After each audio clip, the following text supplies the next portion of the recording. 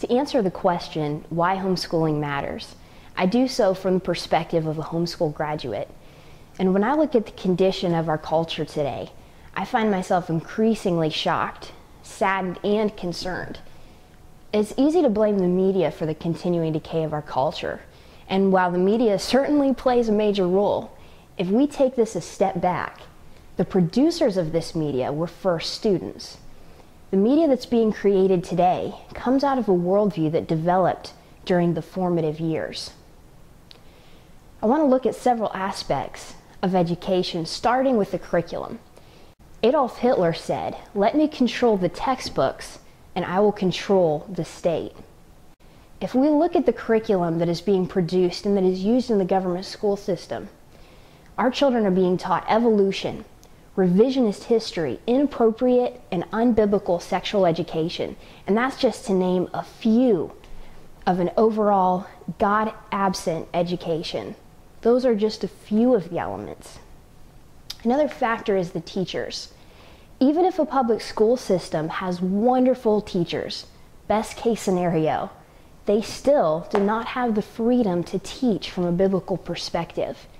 In addition, Proverbs 22:6 and also verse 17 instructs parents to teach their own children. Another consideration is the atmosphere. Think about the atmosphere of a public school. If you haven't been in a high school for a while, it could be a good idea to go and visit and just observe the inhumane bullying and peer pressure that goes on in the school system is unbelievable. But your home can be a place where you create an atmosphere of love and learning that is permeated with the Holy Spirit. See, studies by George Barna, the Nehemiah Institute, several different denominations show that 70 to 90% of children from Christian families are leaving the faith after they graduate high school.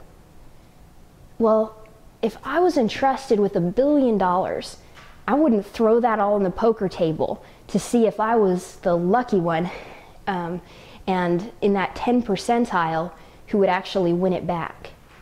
And our children's souls are so much more valuable than money. To quote the infamous Adolf Hitler again, he said a chilling statement, and that was, when an opponent declares, "I will not come to your side," I calmly say, "Your child belongs to us already. What are you? You will pass away. Your descendants, however, now stand in the new camp. In a short time, they will know nothing but the new community." End of quote.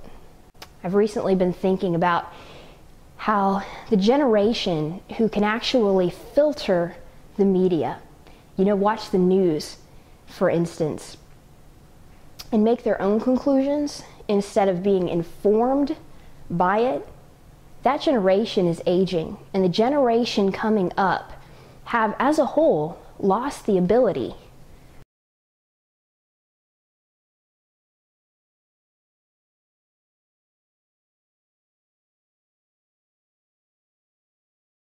Our government school system is certainly not raising up a generation of passionate Christ followers. It is turning out students whose spirits have been trampled and who at large do not know or believe that they are loved by the God who created them. And therefore, they do not have reverence for the Lord. They don't value the sanctity of human life. They don't have a solid identity. Frankly, they don't know why they're on this earth. It's no wonder that cutting, despair, and suicide are so prevalent among public schoolers, especially in high school. Now, many parents say, I hear this all the time, that they're sending their child into the public school as salt and light. But if you take a salt block, and my favorite salt happens to be pink Himalayan salt, and true mineral rock salt actually has a lot of value.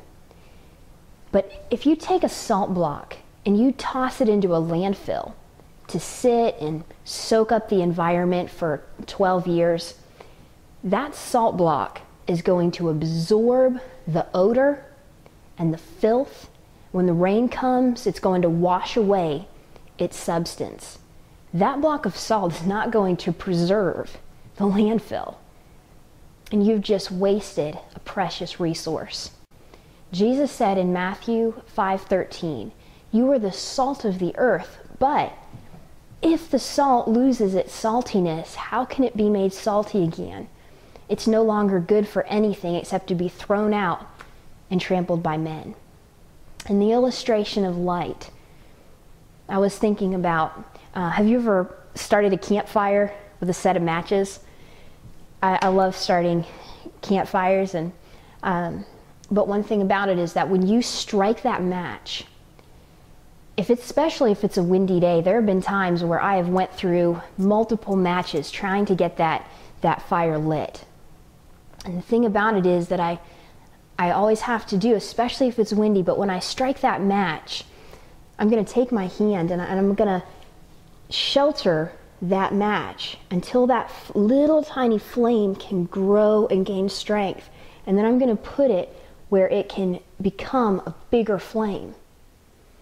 Otherwise, you could light matches all day long and that little spark, that light, is going to continue to dissipate.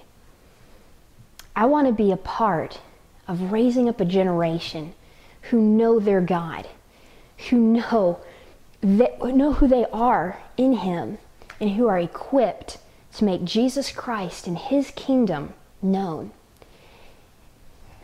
And in this increasingly dark world, I believe this is needed more than ever.